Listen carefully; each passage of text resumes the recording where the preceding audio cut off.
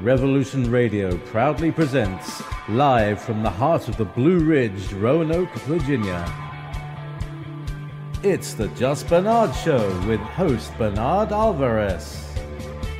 Join Bernard as he shares topics that reveal the real matrix and empower your human experience, including world liberty, the esoteric, suppressed technologies, spiritual ascension, and human consciousness.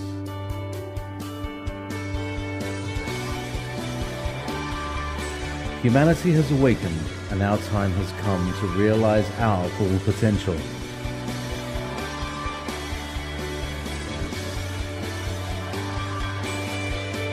And now, live from the Star City, your host, Bernard Alvarez. And I've got to say, right away, I'm going to compliment the heck out of my guest here today. As I was looking through the book, I received the book a few weeks ago, and I can't help but feel a parallel or something to one of my favorite series ever, which changed my life back in the 90s, was The Power of Myth by Joseph Campbell. And as I'm reading through this book, I'm like, I just felt this like Joseph Campbell vibe. So I'm in love with the book. I'm going to show you guys the cover again.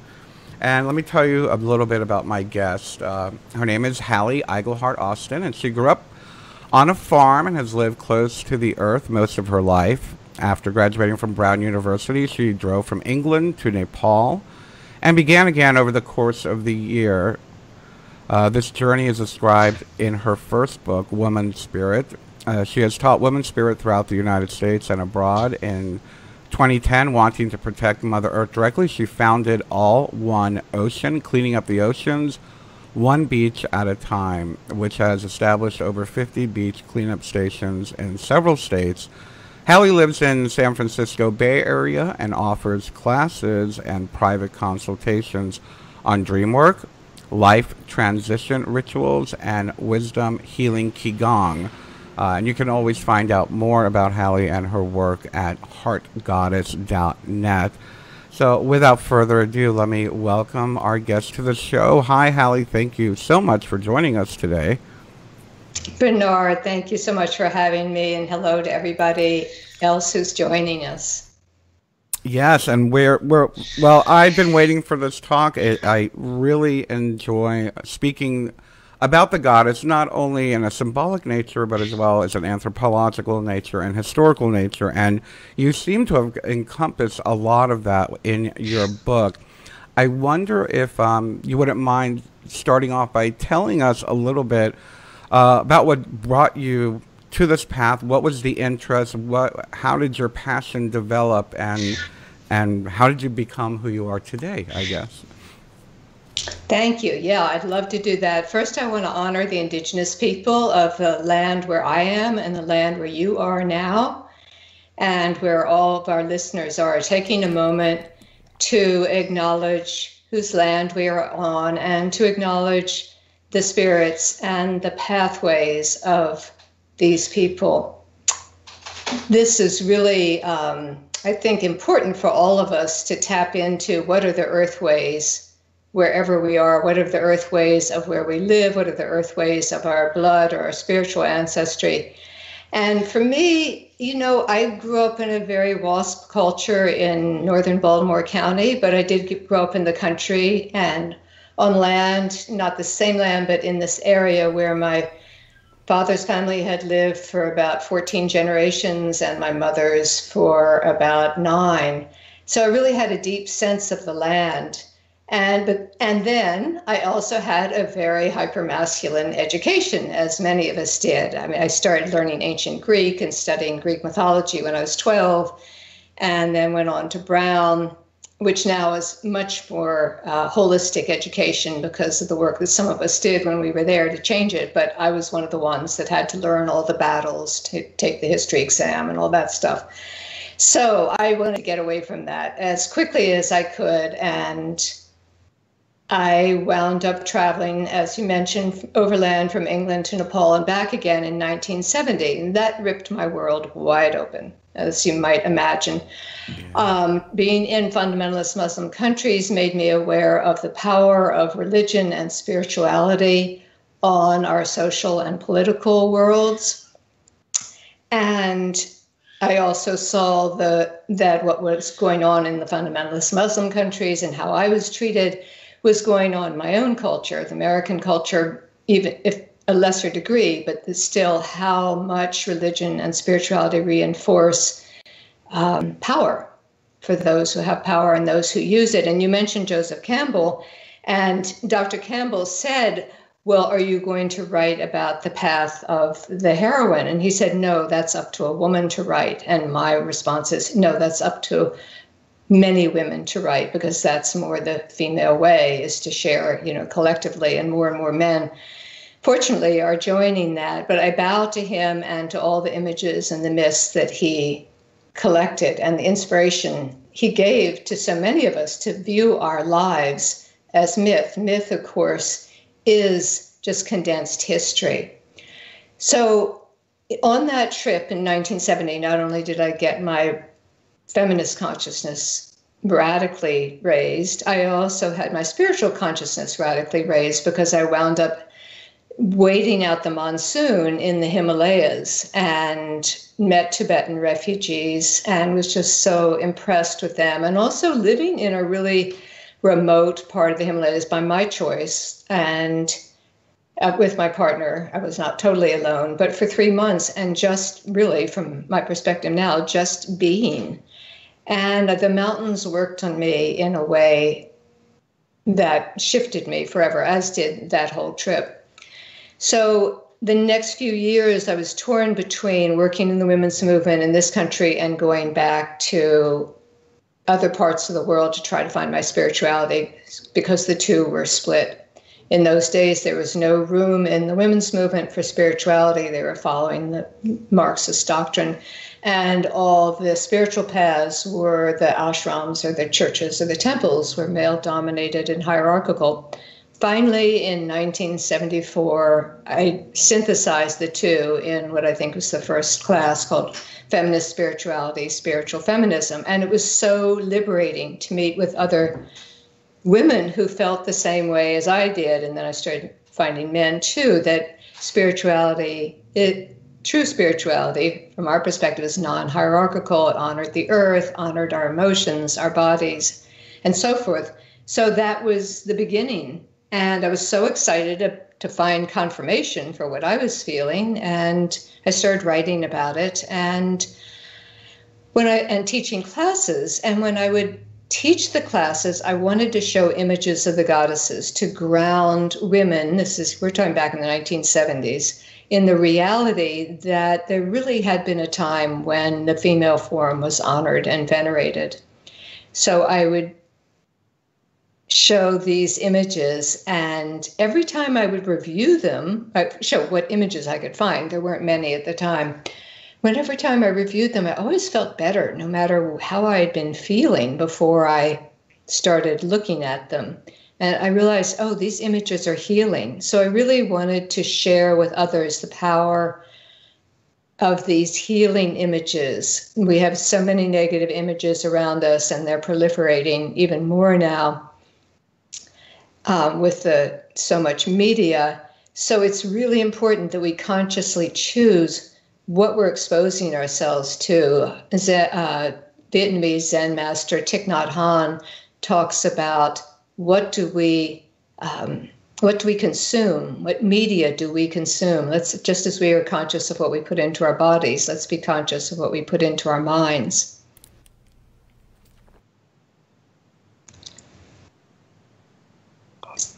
I could say more about the book and how it all came about, why I wanted to write about all the different cultures and the context of the images, because I really wanted to draw from a lot of different cultures from all over the world. I didn't want to do a book just of European goddesses with a few Asian thrown in. Right.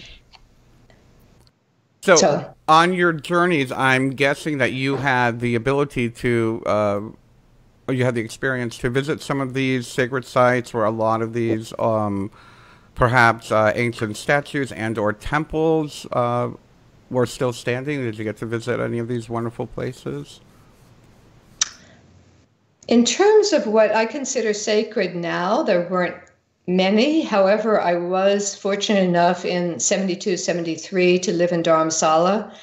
So I was able to take part in the ceremonies that the Dalai Lama was leading for the month-long ceremonies and all the monks there. I seriously considered becoming a Tibetan nun, but I finally realized, because I thought Tibetan Buddhism was such a wise psychology, but I realized once again it was still hierarchical and male-dominated. So that, even though this was a culture in exile, they had recreated a beautiful temple, and to be around people who are praying all the time for all sentient beings was life-changing for me. I mean, I was in my early 20s and had grown up, on the East Coast. And here were all these people, and that's what they were doing with their time, particularly the elders. That was truly inspirational. So, some people think maybe I went to all these places where the book is. No, that would take too many hundreds of lifetimes. But I worked hard, and I was very fortunate to get a wide range of images to share with the world. That's wonderful. Now, what is it fair to say? Oh, Bernard, I'm sorry. You're reminding me. I did get to go. I lived on Crete for 3 months. We were hippies, and we just lived on Crete for 3 months on practically nothing. And so I did get to visit the palace temple of Knossos from the Minoan culture, which is my root culture. We all have our root cultures. I think yours is Egyptian, mine is Minoan. They traded with one another, so we're close. And I had a very powerful experience in that. And the place where my friends and I were living was right on the water, and it was right next to the ruins of a Minoan culture, and there were no other people around. So I realized now I was probably affected by the spirits of that temple that was there. So go ahead. I just wanted to mention. No, that's absolutely wonderful, and I thank you for that. In the creation of this book, I'm assuming you had the opportunity to perhaps look at the cultures of these, I don't want to say goddess cults, but perhaps these goddess societies. And I wonder if there's any particular one that stood out to you, and maybe one particular society, but maybe Minoan or another one that stood out to you. Well, yeah. I mean, really, the Minoan culture is so powerful to me because they are one of the goddess cultures that lived in peace for 1,000 years. And even though they're very sophisticated, beautiful art, some of you all may be familiar with the bull leaping, I think they didn't have war for 1,000 years, so they had to do something a little thrilling. So the young people the men and the women would practice grabbing the bull's long horns. They had long horns, and somersaulting over them. And then another person, the other at the tail end of the bull, would catch them. I ask people just imagine what it would be like to have lived in peace for 1,000 years or even 100 years. Where would our resources go? How would our nervous systems be? So many of us are children or grandchildren of men who were in war. My father was in the front lines of World War II in the Battle of the Bulge when he was 19, and a wonderful man, one of the only handful of white civil rights leaders in Maryland, yet he talked about it in his later life. He certainly was traumatized by that experience. So what would it be like for us to have lived in peace for 1,000 years? What can we learn from these cultures that honor the goddess that might make it possible for us to have a more peaceful culture? Yes, exactly. And with that being said, is it fair to say that you had a kind of a clear picture of when this culture, the goddess cultures, began to fall and the patriarchal cultures began to take root? Can you tell us a little bit perhaps of that transition and what happened? Well, it's mixed, and people have different theories, but generally what's accepted is that we've had patriarchy, and I'm starting for 5,000 years. And however, the Minoan culture that I was just talking about existed the height of it, or the end of it, was 3,500 years ago. So they were the last outpost of the goddess cultures in the Mediterranean. I want to say that I try to stop using the word patriarchy and rather use Rian Eisler's term, the dominator culture, as compared with a partnership culture, or perhaps a power over culture as compared with a power with culture. And because we wind up, and I've been part of this myself, with having a negative vibe onto patriarchy, and that implies a negative vibe onto pater, the first part of the word, which is father. And there's nothing wrong with the father. It's the archi, which comes from archos, which is ruler. It's when you bring the rule in. We want a culture where nobody's ruling, or different people take turns, quote, ruling. So I appreciate that you use patrifocal. That's a less charged term. Yeah. And of course, in many indigenous cultures of the world, and up until perhaps when colonialists, white European colonialists came in, there was much more equality, and there were goddesses as well as gods, or perhaps even the goddess was foremost. And of course, there are cultures that are matrilineal still, even now today. So it's a complex situation, but generally we've been in this situation for 5,000 years. And so sometimes I'll say back in the 70s, when I was still in my 20s, I thought we were going to be done with the patriarchy in just a couple years. And so now I take the longer view. And when I see what's going on in the world, particularly in the United States today, taking that longer view helps me. And I realize that these people are not going to be giving up power so easily and so quickly. And we may be in it for the long haul. And I was so inspired. I just read recently a quote from Emma Gonzalez of the March for Our Lives movement. And she said, I'm not even sure in my lifetime we're going to get reasonable gun laws. And she said, nothing really good happens quickly. And she said, and that's okay with me. I just want to be part of what's going on now. This is the wisdom of, what is she now, 17? Oh, yeah. Wow. A 17-year-old. Very interesting. Wow. So, Hallie, tell us a little bit about your interpretation. We all have, I guess, especially in our modern culture, we have been subjected to so much propaganda against a divine feminine aspect, starting, well, probably even before the Bible, but at least in modern Western society, we have so much negativity against the female, indoctrination on looking at the female divine as something perhaps evil or dark or something to that effect. Can you tell us perhaps a bit of your concept of the nature of the goddess?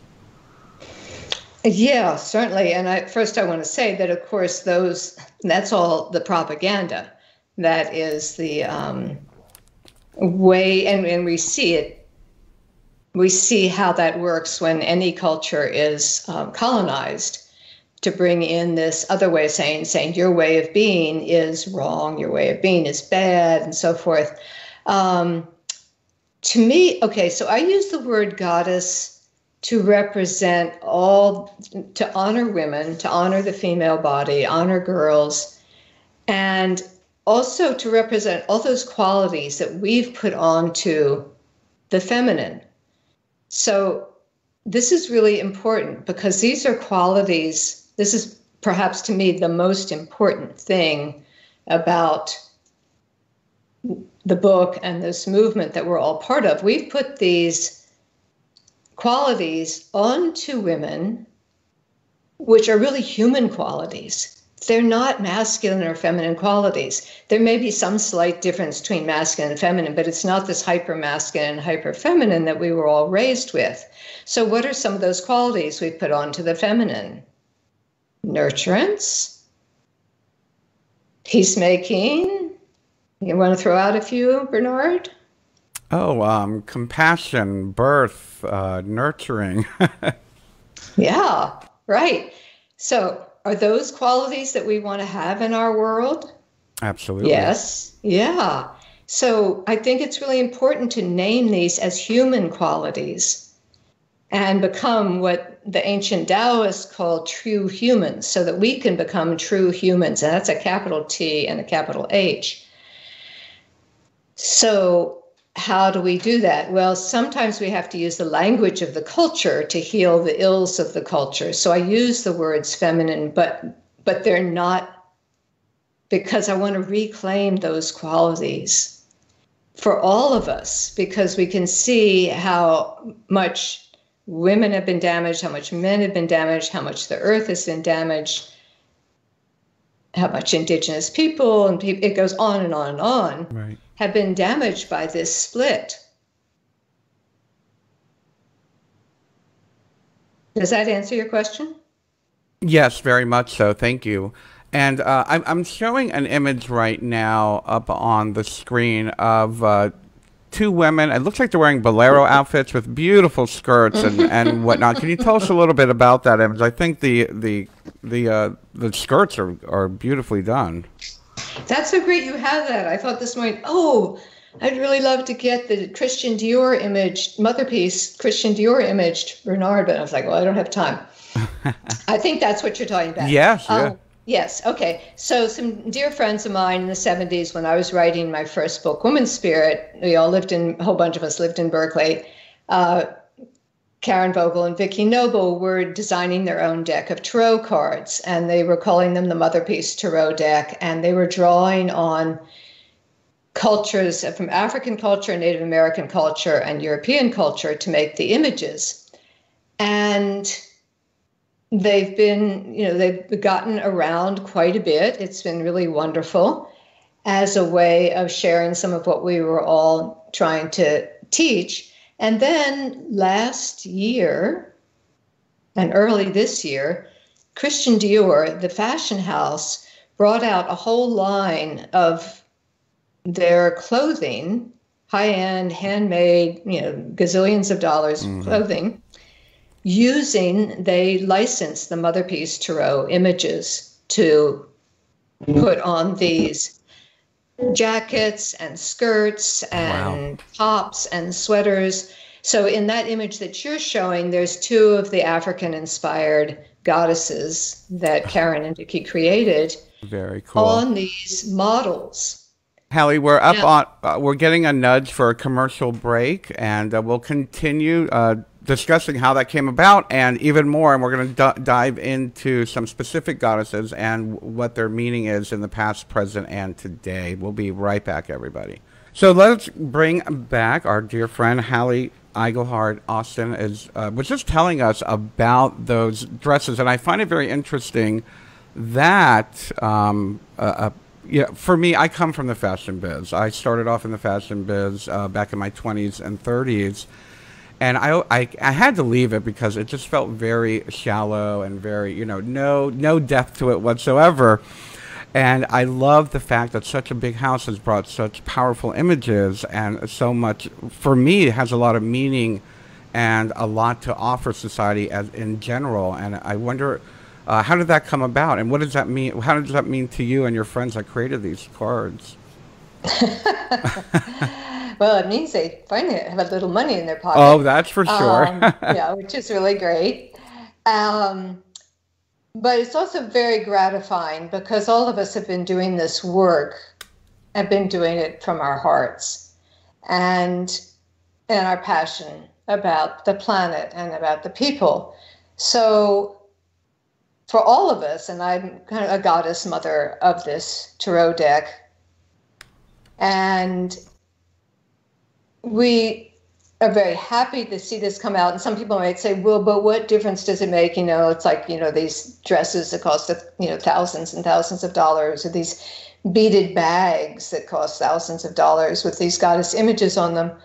However, two things. One, I think it's a really interesting reflection of these interesting ways that the goddess pops up. And also what's culturally important is that Dior then hung banners with these goddess images from the Mother Peace Tarot all around their building in Paris, which is a huge building. I've just seen a photograph of this. And that means that anybody who's walking by there was seeing these goddess images. And that's got to affect people on a deep level. It's like when my book, The Heart of the Goddess, was published in Japan, and my friend Mayumi Oda, who grew up in Japan, has been in the States the rest of her life, and her incredible art is in the book, The Heart of the Goddess. She insisted that the goddess of Willendorf be on the cover of the Japanese edition of The Heart of the Goddess. And the goddess of Willendorf, of course, it sees very large breasts and large belly and large thighs. And Mayumi said, this will blow Japanese minds. And I was like, well, okay, you know, whatever, because she, you know, was the person who engineered the whole thing.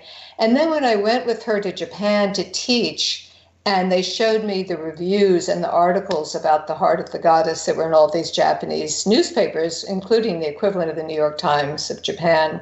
And of course, I couldn't read them because I don't read Japanese. But in 8 out of 10 of these newspapers, there was that cover with the goddess of Willendorf in these newspapers. And I realized, oh my gosh, even, you know, some Japanese businessman who's flipping through the paper is going to see that image, and it's going to really resonate for him on some deep level. Yeah. So it's an example of the power of images. And how it came about is the woman who's the new artistic director of Dior discovered one of Vicky's books that had been translated into Italian. She's Italian herself, even though she works in the Paris headquarters. And she's a feminist. She's the one who created the Dior T-shirts with the quote from, I don't remember the name of the African woman who wrote the book, Every Woman Should Be a Feminist. Dior made T-shirts. So it's been her way of, Maria Grazia, I think is her name, of doing what she can to bring us into balance. Yeah. And it's very important. I believe that, I firmly believe that all symbols, all imagery, does have an underlying energetic connection with our subconscious on some level. I'm a little bit of a Jungian when it comes to collective unconscious, and that, you know, it does wake up something, it does stir something. So no matter where it's being displayed, especially, you know, we're talking, you know, the upper echelon of, how should we say, the financial elite, to be able to purchase something like this, at least it's planting the seeds, I guess, is a good way of saying it. Exactly. And the images do speak to our hearts and our guts. They bypass the rational. And that's why, you know, there's plenty of rational information that goes with the images, but they speak directly to us. So I encourage people, when they look at these images or look at the book, or you can look on my website, www.heartgoddess.net, you can see a video with all the images the goddesses. Just receive them. You can read all the text I've written in the book to explain as their background and their cultural context, but just receiving them first on a visceral level, I think, is really important. And as you said, connecting into this larger consciousness. Yeah, exactly. Now, Hallie, before the show, we had spoken just a little bit about the times that we live in. And I asked you, you know, we're going through some pretty turbulent times right now. And while we are seeing, I think it's fair to say that we're seeing a lot more, how should we say, divine feminine language being used, at least among the spiritual communities. I even within the patriarchal Judeo-Christian or Abrahamic religions, I'm hearing people starting to say, Dear Mother God. I was like, oh, right, they're putting a twist on it. I went to an Episcopal Mass about a year ago, and they said, Mother God. I was like, yes, that's great. Wow, that's amazing. But we were talking about, like, what would be a great goddess to help us transition during these, or help us during these turbulent times. And you mentioned one of my favorites, Quan. I was wondering if you could share with us a bit more about Quan and what makes her so special. Well, I want to find out if people are able to see the image of Kuan Yin as I talk about her. Here, I'll hold up the. There we go. Because, thank you. Thank you so much. When I was doing this book, every time before I would write about a goddess, I mean, did an amazing amount of research because it was the information was not just in a book I could go to about so and so. I had to get it from a lot of different places. But I would do all that, and then I would take the pose of the goddess. And this goddess is a really powerful and important goddess to take the pose of. And I invite any of you who can right now to take her pose, that you get information, I call it somatic research, that comes through when you take the pose of the goddess. So she's seated on the lotus throne. She's the Chinese goddess of compassion. She has one foot on the ground and the other is tucked up underneath her. And the teaching that comes from her is that she is, and you can experience this if you try taking that pose or imagining that pose, she is completely centered, grounded in herself. It's called the royal ease pose. And yet that one foot on the ground she is ready to help when it's needed. But she's coming from a centered, grounded place. She's coming from a whole place. She's not reacting to what's needed. She is responding. And to me, that's so important because we're so besieged by so many causes and so many things, people, places, so much that needs help. But of course, we burn ourselves out if we just keep acting and if we just keep giving. And I find inspiration in this royal ease pose of compassion coming from a centered place and a self-nourishing place. Yeah. I love it. It's a beautiful image as well. Yeah, she is really beautiful. And really interesting about her, from the 10th century to the 11th century CE, Common Era, she transitioned from being a male deity to a female deity. I vaguely remember reading about that back when I was studying my my religions of the world. Yeah, so very interesting, very interesting. Now, let's talk a little bit about, we have, for those of us who acknowledge the turning of the wheel of the year and whatnot, we have the great, how shall we say, the Holy Sabbath of Samhain coming up, for those of us who acknowledge that. And I myself, of course, am going to be holding I have a private celebration here with my community, and we're going to be focusing on the crone and how much the crone emphasizes the turning of the wheel of life, the crone representing wisdom and death and rebirth and gestation and all of those things. I wonder if you would be able to share with us a little bit about your either your favorite crone, because I know we spoke about one before the show, the Grandmother Moon, and not only how is she needed in today's culture, but how we can change the way we look at older age, whether it be in man or woman. Yeah, that's really important. And if you're able to show people the image of Grandmother Moon on page 149 of the book, that would be really wonderful. So there's a lot of things I could say about that. Of course, when we honor aging, our own aging, or aging in others, we become the beneficiaries of all the wisdom and all the experience that person has had. And she's a Native American grandmother. And many of us look at images of elders who are Native American or Tibetan or other cultures, go, oh, aren't they beautiful? But if we look at ourselves in the mirror, or we look at, family members or whatever, we don't have the same response. So I ask, why is that?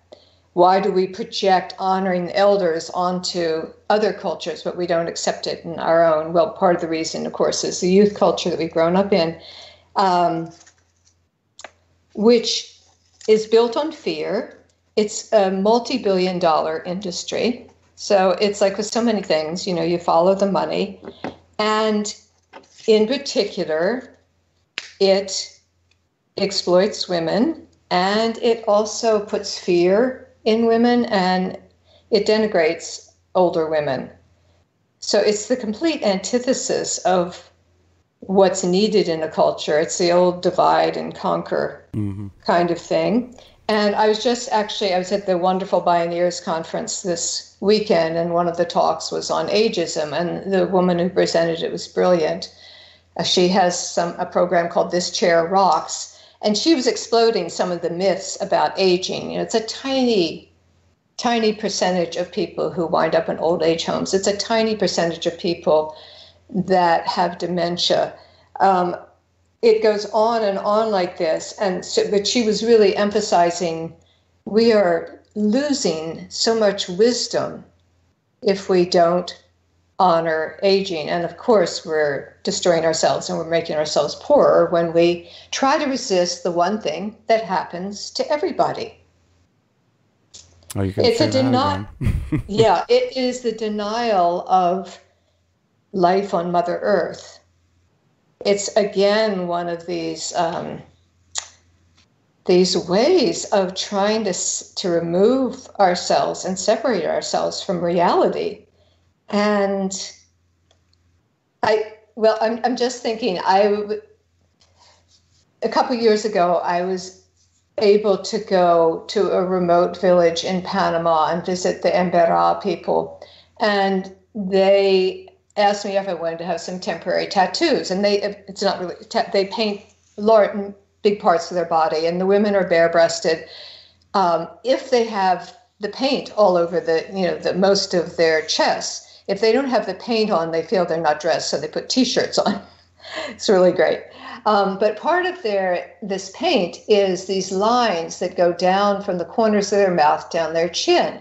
So it's exactly where these lines are on my face and many of our faces that develop that are seen as ugly, as aging. And I loved having those lines there, black lines accentuating these grooves from 70 years of smiling.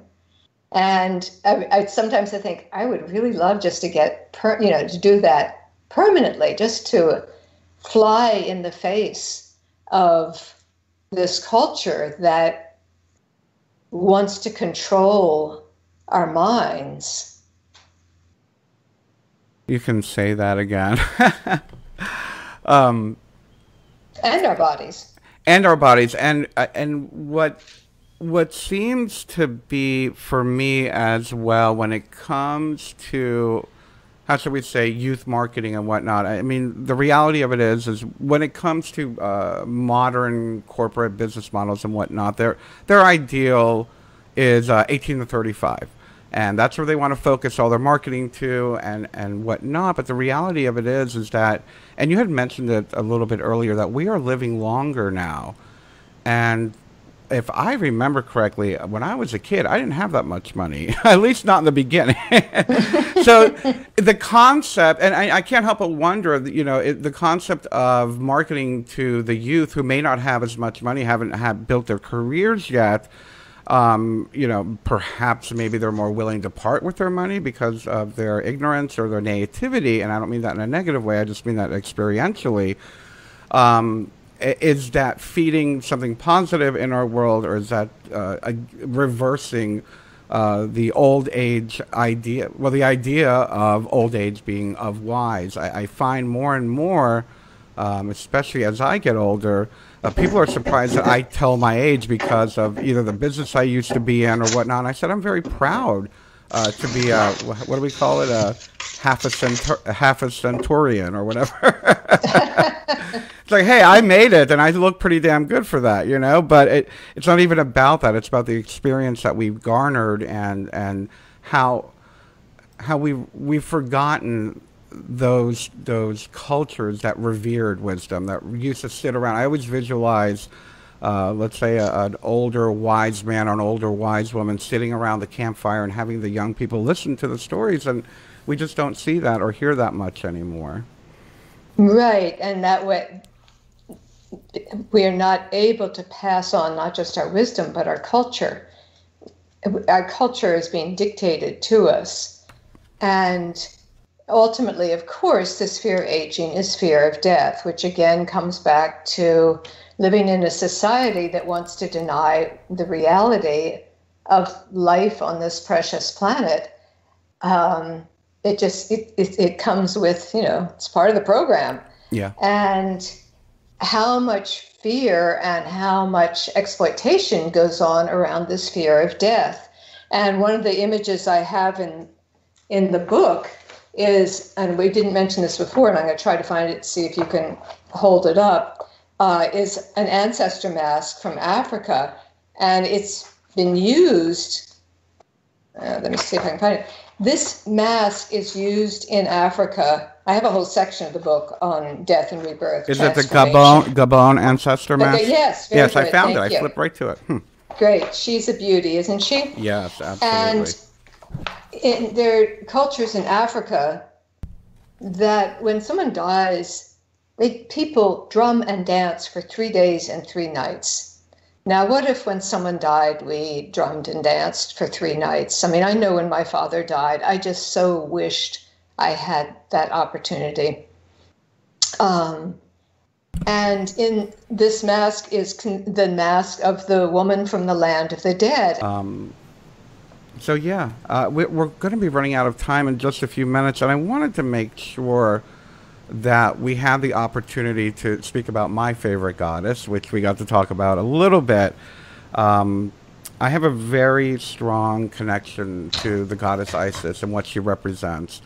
And unfortunately, in today's culture, the word has been perverted. A lot of people don't even know that there's a goddess Isis that was a divine feminine queen of all life and of the universe, thanks again to patriarchal propaganda taking away the divinity of that word and the power of that word in modern terrorism and politics.